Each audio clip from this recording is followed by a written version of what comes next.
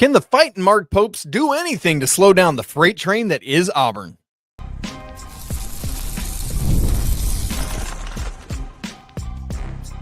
You are Locked On College Basketball, part of the Locked On Podcast Network.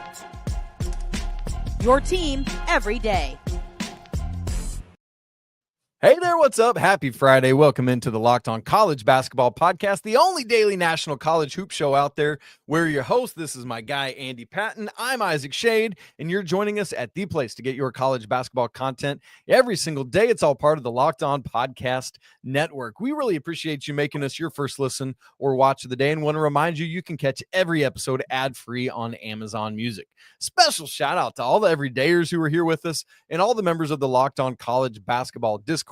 By the way, let me just quickly plug that. If you're not part of the Locked On College Basketball Discord, now's the time to get in as we're getting to championship week and then to the tournament, man. We're having great conversations in there all the time. That link's in the show notes and it's absolutely free to join. All right, Andy, coming up on the show today, the entire AP Top 25 is in action between tonight and Sunday with at least one each day. We're going to talk about clinching scenarios for the Power 5 conferences. Duke has dominated the ACC, but they might not be the closest to clinching. It's really interesting.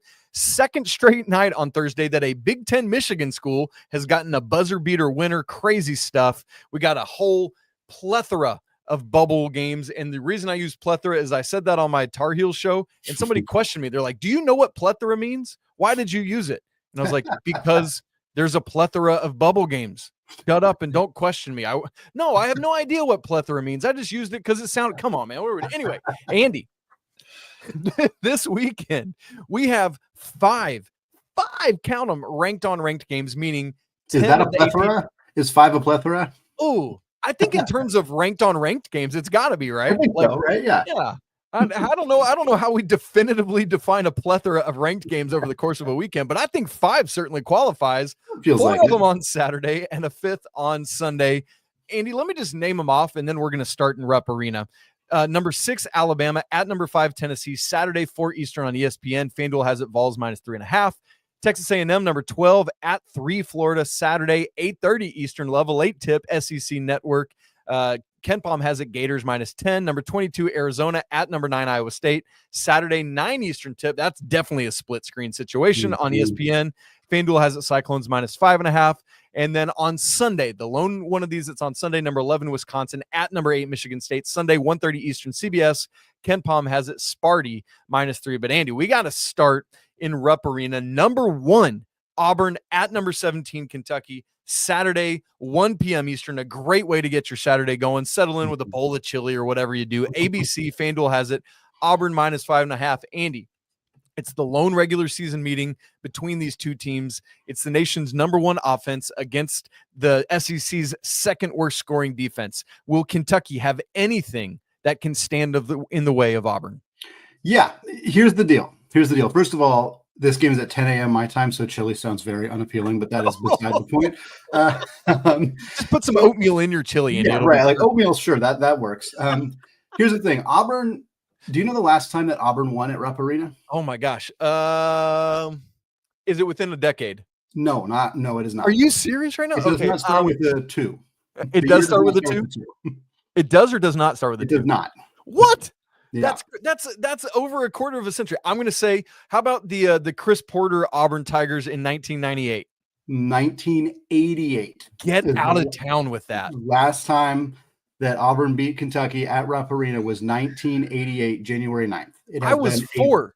No, I wasn't 4 because my birthday was 16 days later. This is nuts. I lived in a different country at that point in my life. Yeah, it is. I was shocked when I read that. I actually thought it said 1998, and I was like, nope, that says 1988. It has been an incredibly long time. Obviously, Andy, how old were you in January of 1988? I was -2.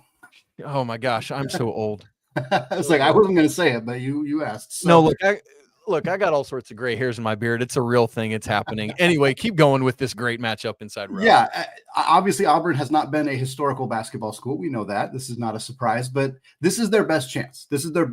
And obviously their chance would have been slightly better had the Cats not gotten a return for both Lamont Butler and Jackson Robinson, who are going to be critical pieces in this game for Kentucky, both offensively and especially in Butler's case, defensively. He's so valuable to this team's not particularly good defense. They need him to be an average defense. With him not in the mix, they're a below average, significantly at times below average defense, and that's just not going to work against Auburn. Obviously, Auburn's strength is their depth, but it's also in a lot of ways their front court as opposed to their back court. But I do think Butler makes a huge impact in terms of slowing down some of Auburn's guards, slowing down Todd Pettiford, slowing down Miles Kelly and guys like that. And so he's a critical part of this game. I would say this X factor on both sides, outside of Janai Broome, who's always going to be an X factor just because of how unbelievably talented he is. But I'm excited about that matchup too. Broome versus Amari Williams, who's a very good defensive player for Kentucky. But at the end of the day, this Kentucky team, yeah, they could absolutely win this game. Their offense is good enough to score 90-plus points even against Auburn. And if they're able to do that, maybe the defense can hold on and do enough to get a W. But I think this is going to be a rare opportunity for Auburn to actually stumble in conference play and stumble against a team that is obviously very good, but not one of the 3 or 4 best teams in the conference, just because of how deep this league is right now. But I think this is a must-watch game and an opportunity to see Auburn potentially take a loss here. One thing I do want to note, Andy, about Jackson Robinson, obviously Lamont Butler was pretty fully back other than fouling out. I guess that negated him from being able to play the full game. But Jackson Robinson only played in the first half, played with his right wrist taped up, came out after halftime, never played in the second half. It was not only taped up, but iced up. And I had read from the Lexington Herald, I think it is, that he was giving high fives with his left hand. So he might have done something to re-injure that thing. And if so, there is no point in Kentucky playing him if he's not fully ready to go. So I think that is a big thing to watch here. Yeah. And if without Robinson, they'll be relying super heavily on Otega Oweh offensively, which he did a phenomenal job against his old team. Yeah, that was a huge game from him, and he can do that. Like it wasn't like that was an extreme rarity to see him pop off offensively. But obviously, that's going to be a tough ask against Auburn. But he's somebody who can more than capably shoulder the load. I just think that this Kentucky team is they're going to have to score a lot of points to beat Auburn, and without Robinson, that task becomes a lot tougher if he's unable to go. Andy, one of my favorite storylines with each time Auburn and Duke play right now is it's like each of Janai Broome and Cooper Flagg just deliver the next blow in the player of the year race. And I love seeing them trade back and forth like this. I said the other day, it reminds me so much of, you'll remember this well, the 2006 Adam Morrison, JJ Redick player of the year race, where it was just like every night for me was appointment viewing for those two guys. And I feel like we're getting that again. And I don't know about you, man, but I absolutely love it. Yeah, it's been so much fun, and the even when you compare it to the Morrison Redick thing, like one of the storylines a bit is Cooper Flagg's doing this against a not very good ACC, whereas Janai Broome's doing this against like one of the best conferences we've ever seen, and the WCC is better now, wasn't very good in 2006, whereas the ACC was great, and so there's this kind of it's not exactly the same, but it's a similar dichotomy in some ways for those two guys, and it's been an absolute blast. Let's stay in the state of Alabama, Andy, although a game played in a different state, where the Crimson Tide are headed to Knoxville, number 6 at number 5 Tennessee. Of these other ranked matchups, I mean, I think they all have something on the line, but this one has a ton on the line because both of these teams are in play for a number 1 seed. I think with Bama having the edge right now. But as we know, unless folks, you're just head buried in the sand. If you're tuned into the show, you're probably aware. This is the beginning of Alabama's final 3-game push, where literally every game is against a team that right now is a top 5 AP ranked team.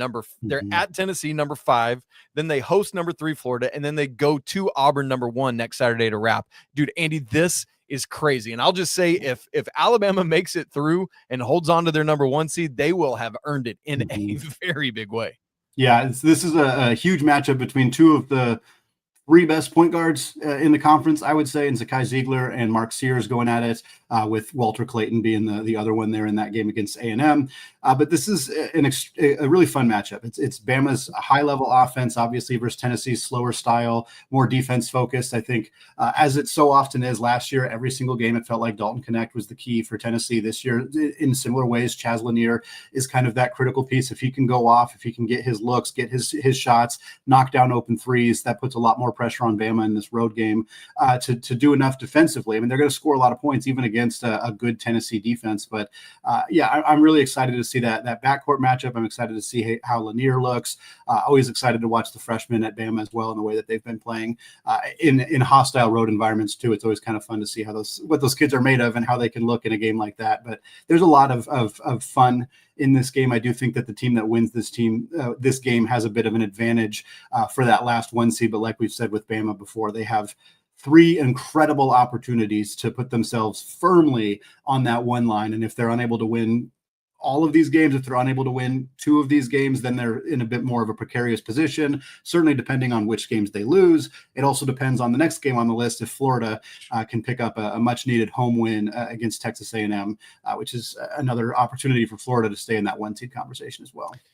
Andy, moving to the Big 12, I think this is a critical game for Iowa State at home. Obviously, they were without Curtis Jones and Keshawn Gilbert last weekend in a valiant effort against Houston. They got Jones back the other day, but he looked still, against Oklahoma State. They lost in Stillwater. I know Curtis Jones was back from his illness, but if it's that same illness that has ravaged Illinois, it sounds from what I'm hearing like people are having trouble coming back from that. It sounds like TJ Otzelberger is optimistic that Keshawn Gilbert will return from his muscle strain in this game.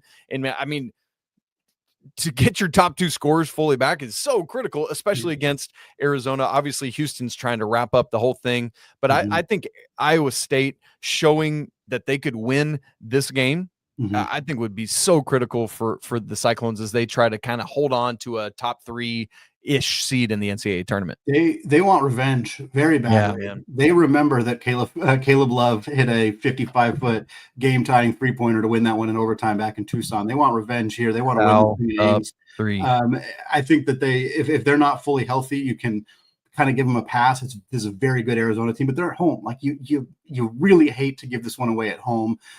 Too many injuries for Iowa State has been an unfortunate part of the season for them. But if they can go out and knock off the Wildcats in this one, prove, like you said, that they belong in that conversation as one of the top 2 or 3 teams in this conference, keep them in that conversation as a 3 seed, maybe sneaking towards that 2 seed line. But yeah, the injuries have just been so rough for this team. Andy, very, very quickly before we move on, which this is perfect because we're going to talk about Big Ten stuff here in a second anyway, but on Sunday, the final ranked matchup, number 11 Wisconsin at number 8 Michigan State. This is the one that's on Sunday, folks, as a reminder. Right now, Wisconsin is 2 games back of both Michigan schools in the Big Ten standings. They're 12-5, while State and the Wolverines are both 14-3. Man, I think this is such a big game. Wisconsin, to me, I think is probably a better team than Michigan. I don't know about Michigan State. Like I would feel better about picking Wisconsin to win the Big Ten tournament than I would Michigan, just with all the close Michigan wins so far. And we'll talk about that more in just a second. But I think this could be your 2 best teams in the Big Ten. What's interesting to me is I think Wisconsin matches up a little better with Michigan State than they do Michigan, just because Wisconsin's bigs have their bigs are okay, but they're not super physical bigs, and I think they would struggle with Vlad Golden.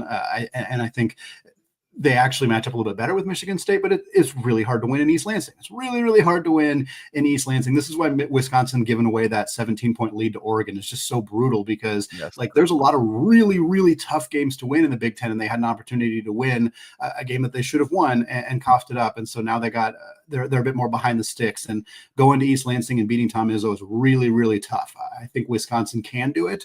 I think if John Tanji goes crazy and then gets some whistles and gets to the line like he's so good at doing, I think they can pull this off. But I think Michigan State's going to take it. I think it's going to be a close game. But these Michigan schools, like you said, they're pretty used to those.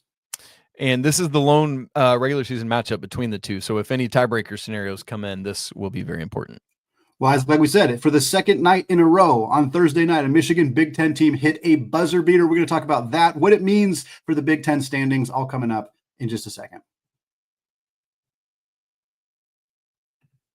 But first, folks, life moves fast, especially when you have a family. One day you're watching your kids take their first steps, and before you know it, they're off to college. And that's why securing their future is so important. Fabric by Gerber Life makes it simple to get term life insurance that fits your family's needs. With Fabric, you can apply for term life insurance online right from your couch. You could be covered in under 10 minutes, and in many cases, no health exam is required. As a parent, I want to make sure my family is financially protected no matter what happens, and Fabric gives me that peace of mind. You can get $1 million in coverage for less than $1 a day, so protecting your loved ones just doesn't have to break the bank. Join the thousands of parents who trust Fabric to help protect their families. Apply today in just minutes at meetfabric.com/lockedoncollege. That's meetfabric.com/lockedoncollege. Policy issued by Western Southern Life Assurance Company. Not available in certain states. Prices subject to underwriting and health questions. All right, folks, continuing our conversation here on to the Big Ten, because for the second night in a row on Thursday night, a school in the state of Michigan from the Big Ten won on a buzzer beater as the Wolverines hold off Rutgers, a game, Isaac, we were talking beforehand. I didn't think Michigan was going to win this thing. They were down double digits in the first half. They were down double digits in the second half. They went on a big run to keep pace with the Spartans at 14-3. Rutgers was up 12 in this thing with just 10 minutes to go. They had a 74-62 lead, but Michigan went on a 10-0 run, cut it down to 2. And then at the end of the game, Danny Wolf kicked it out to Nimari Burnett. He hit that deep 3, not quite as deep as Trey Holloman's 3 for Michigan State the day previously. That one was at half court, but Nimari Burnett hits a clutch 3 at the buzzer to complete the comeback for Michigan. The cardiac kids in the state of Michigan this year need to keep that blood pumping, I guess, out in the Michigan winters, because these two were incredible games. Again, I'm not surprised Rutgers blew a lead. If we're being honest, that's a team that we've seen do that before, but man, it just did not feel like Michigan had the juice to win this basketball game, and they pulled it off. Which was especially interesting following what Michigan State had just done the night before to keep pace. What was so nuts to me, and Andy, for those who didn't see it, Jared Burson, who does a great job with college basketball stats, and our guy Leaf actually pointed this out to you and I both on Thursday, tweeted, Michigan has won 11 conference games by 4 points or fewer, which is an all-time record. He didn't give more context. I'm assuming he means for any conference or maybe just the Big Ten. I don't know. Regardless, it's still bonkers. And he says also the Wolverines won 7 games by 4 points or fewer in the month of February, which ends today, the most by any Division I team in a month, in any single month in the last 45 years, Andy. And the last team to do it was FSU back in February of 1980. That's crazy stuff for Michigan. And Andy, here's my question to you. Is this sustainable for the Wolverines down the stretch and in postseason play, or is it going to come back to bite them at some point? Yeah, it's hard to imagine that it doesn't. I think as much as we really want to kind of make assumptions about teams that always win close games, or as somebody who's been covering Gonzaga basketball this year, teams that always lose close games, a lot of times I think it's easy from a narrative perspective to be like, oh, this is, a team that's hyper clutch, or that's not clutch, or that doesn't have, a late game, guys who can step up. Yeah. Right. And to some extent, I'm not saying that stuff is completely untrue. It's not, but late game situations are also luck. And so if you were to look at KenPom right now, I don't have it in front of me. I'm guessing that Michigan's luck rating on KenPom is probably pretty high. I know for a fact that Gonzaga's KenPom is very low on luck, because when you play a bunch of close games and you just don't quite win them, that's going to be kind of coming down in some ways to luck. So do I think Michigan could eventually get snake bit by something like this? Yeah, but it's not as much, they've played a bunch of close games, so they're bound to lose one, as much as it's they haven't pulled away from teams they should be pulling away from. They should have beat Rutgers by more than they did. They shouldn't have needed to come back from 12 down. That's more the concern. And I'm sure that's what Coach May is talking about. And I'm sure that's what they're trying to figure out. And I think for Michigan, this is an incredibly good team, but there are team archetypes that I think they'll struggle with. They'll struggle with teams that have physical bigs. They'll struggle with teams, there's just certain things that I think Michigan could be susceptible to. So I'm not sure this is fully sustainable, but it builds some moxie. That's for darn sure. And Dusty May won a lot of close games at FAU coming in the tournament or into the tournament. So he's comfortable in those situations. And I think that'll help them. I just think that some of this is I don't want to say luck necessarily, but that it is bound to maybe catch up to them in some way. First off, I appreciate you saying moxie. That kind of made my Friday better.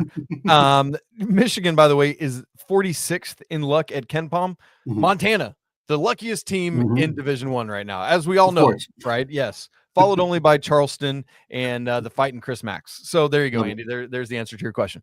Andy, hashtag Big Ten every day. We're staying in the Big Ten tonight. UCLA at number 20, Purdue, 8 Eastern on Fox. Love getting these Fox games on Friday nights. Purdue minus 5.5. Andy, I know we want to get to talking our conference clinching scenarios, but I'll just mention in passing here, Boilermakers, for those who aren't aware, have lost 4 straight games. Andy, now, part of it is here's who it's to.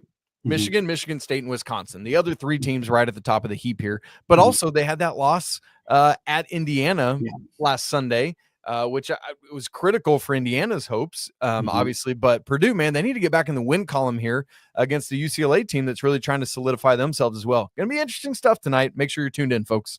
Yeah, you can't lose at home to UCLA. Nothing against UCLA, but if they're going to travel halfway across the country and Mick Cronin's going to constantly be complaining about all the road trips, you can't let him come into your house and beat you. You just can't. You can't. Purdue's got to win this one. I think Trey Kaufman-Renn versus Ade Mara and Eric Daly and the other bigs for UCLA is going to be a fun matchup. But Purdue's too experienced. Their guards are too talented to lose this game. They need to win it. The problem is there's no big landmarks for Coach Cronin to complain Yeah, he about. doesn't. Yeah. What is there to see in Lafayette? Right? He has no idea. He's not going to know where he is. I'm so tired of seeing Gene Katie so often. Okay, Andy, we are in the next to last weekend of the Power Conference regular season, and so we thought it would be good just to run everyone through what the clinching scenarios are right now for the regular season. Big East, Big 12, and SEC all have opportunities to clinch outright regular season championships this weekend, but not so in the Big 10 and the ACC. So, Andy, let's start with the conference we just been talking about. No chance for anyone to close out, but the Michigan schools have a chance to guarantee themselves being the top 2 teams because they right now, as we said earlier, are 2 games ahead of Wisconsin right now. But this is no easy task, Andy. We've already talked about Michigan State having to beat Wisconsin to make that happen, and Michigan has Illinois coming to town on Sunday as well. So 2 great Big Ten games on Sunday, both at home for the Michigan schools, and we'll see if they can create that even bigger gap, especially if Michigan State beats Wisconsin and keep on trucking towards what I hope is a regular season showdown for all the Big Ten marbles between Michigan and Michigan State. That's what everybody wants, and the opportunity for these 2 schools to clinch their share of the regular season title, or at least put themselves in the top 2 at home against good teams. That's great basketball. The Big Ten set this thing up extremely well. So excited for these 2 games. So excited to potentially see these 2 Michigan schools fight it out for all the marbles next week. That's just, you couldn't have drawn it up better. Actually did, Andy. I wrote some preseason scenarios for the Big Ten, and I drew it up. No, I'm just kidding. Andy, I don't think anybody had this. Who would have seen this coming? Seton Hall at number 7, St. John's, 2:15 Eastern on CBS on Saturday. This is a chance for the Johnnies to clinch the outright Big East title. They've already clinched at least a share.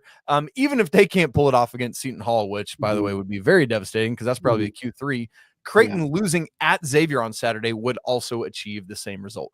Yeah, and it's similar with the Big 12. Cincinnati's going at Houston, 4:30 Eastern time on CBS. Ken Pom favoring the Cougars in that one by 6. That would be a chance for Houston to clinch it outright. As we've said, they already have a share of the title.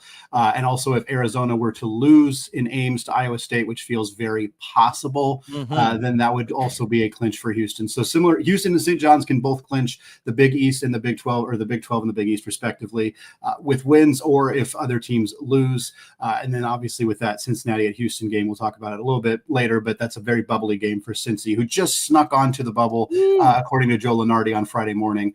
Certainly you go into the Fertitta Center and you beat Houston, you're going to be much more comfortably on that bubble. So that's a big time game for the Bearcats and a big opportunity for Houston to clinch another Big 12 title. Andy, this seems crazy to say, but Auburn can clinch on Saturday if certain things go right. They will win the outright SEC championship in, as you said earlier, perhaps one of the best conferences we've ever seen. And it's crazy to think that they have a 2-game lead right now. Yeah, If they insane. win in Rupp and Bama loses at Tennessee, your Mhm. Auburn Tigers will be your outright SEC champs. They will have at least a share of the SEC if either both teams win or both teams lose. Right. And even if Auburn loses and Alabama wins, Auburn still has a 1-game lead with 2 games to go for each. I mean, that is how dominant these Tigers have been. It's crazy stuff, Andy Patton. Absolutely insane. Yeah. What a season for Auburn. I'm very curious to see if they outright have it by the end of the day on Saturday or not, but they're in an incredible position to be the first place team, regardless of what happens this weekend, which is just insane to be saying about a team in this conference to be that level of dominant in that league. Again, like you said, they're more dominant in the SEC from a standings perspective than Duke is in a significantly weaker ACC. And that's just a fun, I mean, Duke has been dominant. It's not really anything that Duke hasn't done correctly. Really, it's the fact that Clemson and Louisville have also been very, very dominant, and therefore Duke has not really been able to pull away from those two teams. And in fact, as you pointed out, Isaac, and I'll let you say it here, Clemson might actually be in a better position to win the ACC regular season than Duke. That sounds insane, but lay it out. Tell us why. Okay. So, Andy, it comes down to tiebreakers and the remaining schedules. All 3 of these teams have 3 remaining games. They each hold a tiebreaker over each other because they've only played once. Mhm. Duke beat Louisville, Clemson beat Duke, and Louisville beat Clemson. Yep. So it's like it's going to come down to one, hopefully, one of those tricky tie-breaking scenarios. But in terms of schedules, Duke has what to me is by far the more difficult of the 3 schedules. They host Florida State. They host Wake, who is going to be wildly desperate after their bungles lately. And then at Carolina to finish the regular season. For Clemson, they go to Virginia, to Boston College, and host Louisville. All 3 of their final games are at home, Pitt, Cal, and Stanford. And so let's say Clemson wins out and Duke loses at North Carolina, but otherwise wins out. Clemson's your number 1 seed. They would tie, but Clemson's the 1 seed in the ACC tournament, Andy, and that is absolutely nuts to me. And I love what you said there. It's not about anything Duke hasn't done. Right. It's just that Clemson and Louisville, props to them, man, for how they've hung tight with the Blue Devils. What a great finishing schedule for Louisville too. I mean, I know Pitt has the talent to be good, but they frankly haven't been good. And you get them at home, and then you get Cal and Stanford at home to close it out. They're coming across the country to play you at the KFC Yum Center. That's a great final schedule for Louisville. What a great position Pat Kelsey has this team in to finish out the season strong and be in that conversation as a top 2 team in the ACC. Just fun stuff. To see. Obviously, Duke is the best team in this conference, and it's not particularly close, with no disrespect to Clemson or Louisville. But it's fun that is a conference race that is it. I think the narrative nationally is that this is a conference race that Duke is running away with because of how much better they are than the rest of the conference. But that's not the reality of what's happening. It's just kind of fun. I'm glad we were able to lay that out. Man, great stuff. Well, Andy, I don't know how else to say it, but very succinctly, let's get bubbly, and we'll do that in just a second. Right after I tell you about PrizePicks, March basketball, man, it is almost here. Literally tomorrow, March basketball will be upon us, and there's no better way to get in on the action than with PrizePicks, the best place for daily fantasy sports. With PrizePicks, literally all you do is you're given some player stats, and you just pick more or less, and if you're right on at least 2 of those, you can win up to 1,000 times your cash. It's fast, it's easy, and man, it keeps every game exciting. They offer weekly promos like Taco Tuesday. You ain't eating stuff, but they do give you a discounted player projection for even more value. How about that UCLA Purdue game we were talking about tonight? Braden Smith, combo of points, rebounds, and assists is set at 27.5. I think I'm going more on that.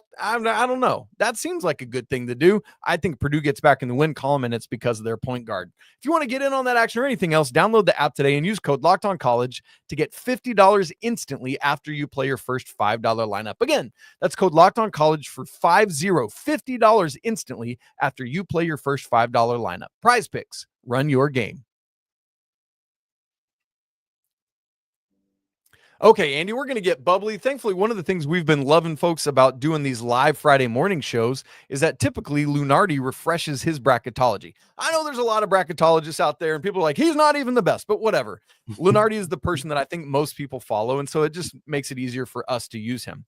So we've grouped these games according to his categorical designations of last 4 buys. These are the teams that are in the field, don't have to go to Dayton. Last 4 in, these would be the teams in Dayton. First four out, the teams that don't make the field, and then next four out. Andy, we've got one double bubble game bridging the gap between last four in and first four out. But let's start with last four buys. Oklahoma State at Baylor. And yes, Baylor has slid back into the bubble conversation now. San Diego State at Wyoming, Arkansas at South Carolina, and Minnesota at Nebraska. Andy, in your mind, out of this quartet, which of the last four bubble teams is the most likely to further solidify their standing in the 25 NCAA tournament? I think it's got to be Baylor, just because Oklahoma State is not particularly good. Baylor is at home. Only two of these teams are at home. The other one is Nebraska. Nebraska's been stumbling a little bit. And Minnesota, they're a little bit dangerous, or at least Dawson Garcia is a little bit dangerous. And that could be enough. Hair, man. It's his hair. It's his hair. It's a dangerous hair. But I also San Diego State and Arkansas, both road games for them, but both against teams that they're very capable of beating. Wyoming hasn't been particularly good. San Diego State, though, they have struggled on the road. Arkansas should go to South Carolina and take care of business. But, that's I don't want to pretend that's an easy game, even if South Carolina's record would make it seem like it is. So I think Baylor's in the best chance. I think they're also the one that's the most comfortably in the field right now, as comfortable as you can be as a last four bye for Baylor. But I think they're the team most likely to get a win. They're the team Ken Pom favors by the most at this point. But honestly, all four of these teams are in a pretty good spot to get a win here, which is great for them. It's not great if you're another team that's on the bubble, if you're somebody who's a little farther back, that all four of these teams, I think, are fairly well set up to win basketball games this weekend. I would agree with you on Baylor. Andy, last four in: Oklahoma at Ole Miss, Indiana at Washington, Ohio State, who is the third last four in team, is off after having just played. They don't play again until next Tuesday against Nebraska. Little double bubble action. We love that. And then our double bubble game for Saturday, Georgia at Texas. Andy, it's very interesting to me that Oklahoma and Indiana are both on the road. Obviously, Oklahoma suffered that home loss to Kentucky. Great game. I still don't know how Otega Owe got that last shot to fall. I think it was the magic of he used to live in that building. And then Indiana at Washington. The Hoosiers should win that game. Feels like they've found something since the Mike Woodson announcement has come out. But you talked about UCLA going across the country. The Hoosiers are doing. And then we got that double bubble game. Georgia beat Florida earlier this week, survived the crazy Florida comeback and still pulled it off. And then Texas, man, they, to me, have really, really been scuffling. Yeah. Andy, I'll put it this way. I think Texas, out of this quartet, is the team in the most danger. Yeah, I do too. And I think looking at this slate here, I think the last four buys are teams that are all probably going to win or comfortably in better spots. But this is where, if you're a bubble team, you're looking for some potential destruction here, because I think Oklahoma's going to have a really hard time at Ole Miss. That's the best possible win any of these teams could get. If Oklahoma picks up a road win at Chris Beard and Ole Miss, that really helps them more than it helps Indiana to beat Washington, more than it helps. I guess Georgia at Texas would be a nice win for Georgia, but I think Oklahoma's in the best position to pick up a win that really moves their resume forward. But that's going to be a really tough one for Indiana. Honestly, I wouldn't be shocked if they slip at Washington. I really wouldn't. It's a long road trip. Washington's not very good, but great Osobor could be a problem for Umar Ballo in a way that not a lot of other players are. That's a fun matchup. It's a fun matchup. And I think Osobor can kind of pull Ballo away from the rim potentially. I mean, I'm curious to see how Woodson and Indiana defends him.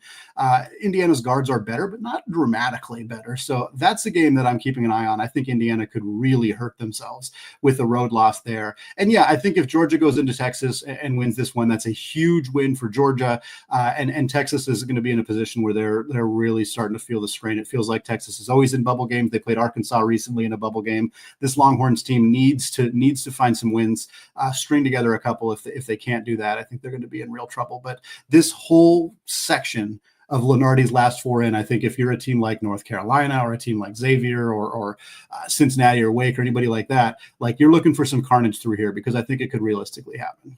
And to your point about Texas and bubble games, they got more upcoming. They're at Mississippi State next, who's not a bubble game, but they closed the regular season hosting OU. How crazy is that? Which man, it is just going to be absolutely nuts. Can't wait to see what happens there.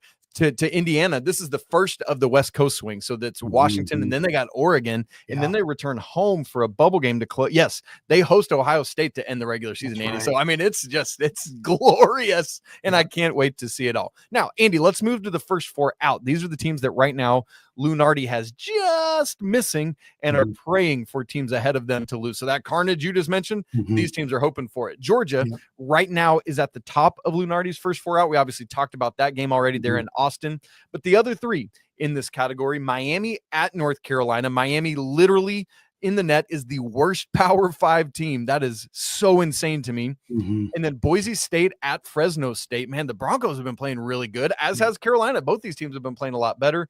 And then Creighton at Xavier. Creighton, obviously not a bubble team, but they're trying to stay connected with St. John's to at least wrap up that number 2 seed. And so they got a lot to play for there at Xavier. It's not like they're just going to roll over and die in Cincinnati.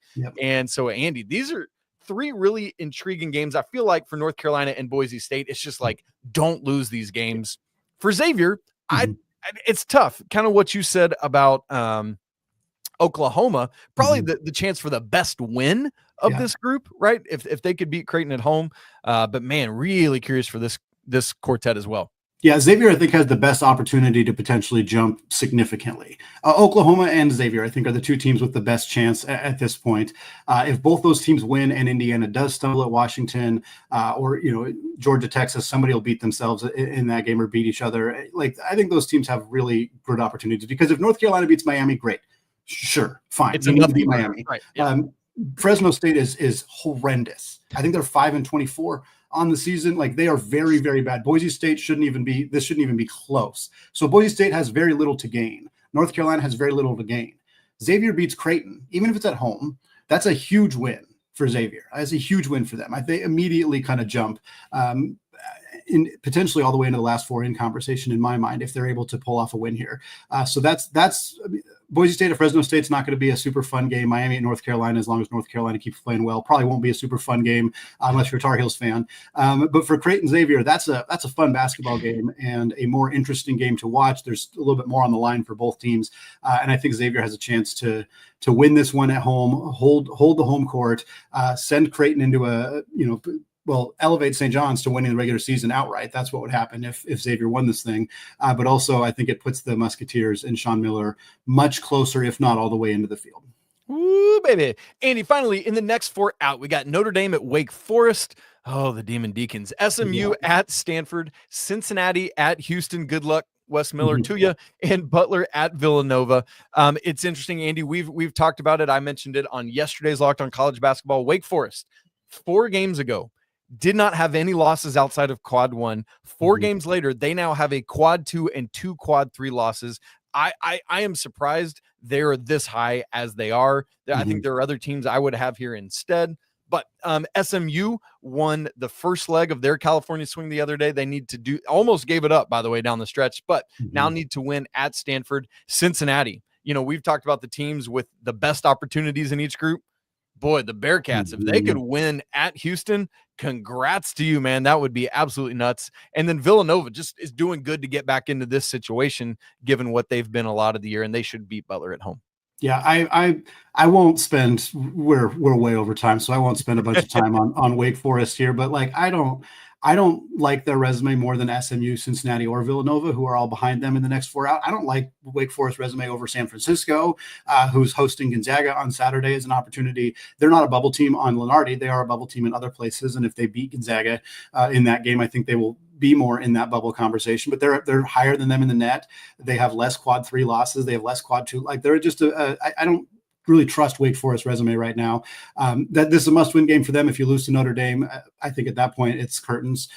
For SMU, same situation. I know a road trip to Stanford's not easy, but you got to win that one. You got to win that one. And Villanova, same situation. Villanova's their resume is very precarious. They just snuck back onto the far reaches of being on the bubble at this point, and Butler's not a good team, and you're at home. You have to beat Butler. If you lose that game, it's curtains for you too. So these games are a little bit more of like what can we do to hang on to our spot? Like, Cincinnati doesn't have to beat Houston to hang on to a spot, but you can't get run out of that gym if you're Wes Miller and the Bearcats. And if you do win that game, or even if you play like a 2 to 3 possession game, maybe that actually helps you depending on what some of those teams around you do. Andy, a game that is not a bubble game, which is congrats to these two teams because they've played themselves more firmly into the field, is BYU, West Virginia at number 25, BYU. Lenardi has BYU now as an 8 seed, West Virginia as a 10. And so props to them, man. Two first-year coaches, right, for doing a great job in the Big 12 this year. And then, Andy, just a couple other quick games to mention. First off, number 10, Texas Tech at Kansas, unranked Kansas, 2 p.m. Eastern on ESPN. FanDuel has it Kansas minus 3.5.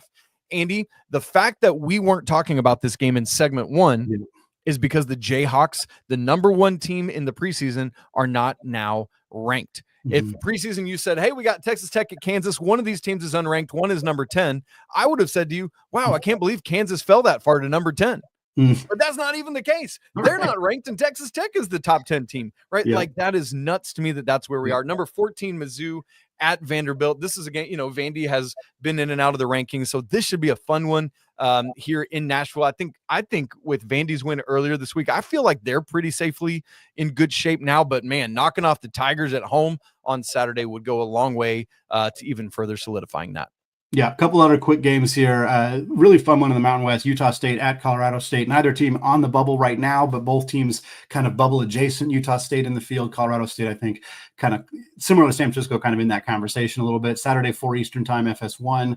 Gonzaga at San Francisco. We mentioned that one already. This game is at the Chase Center, home of the Golden State Warriors. Saturday at 11 Eastern time on ESPN. FanDuel favoring the Zags in that one by 8.5. And then we talked about this one a little bit already, but the Sunday Big Ten action, Illinois going on the road to number 15 Michigan, Sunday 3:45 Eastern time on CBS.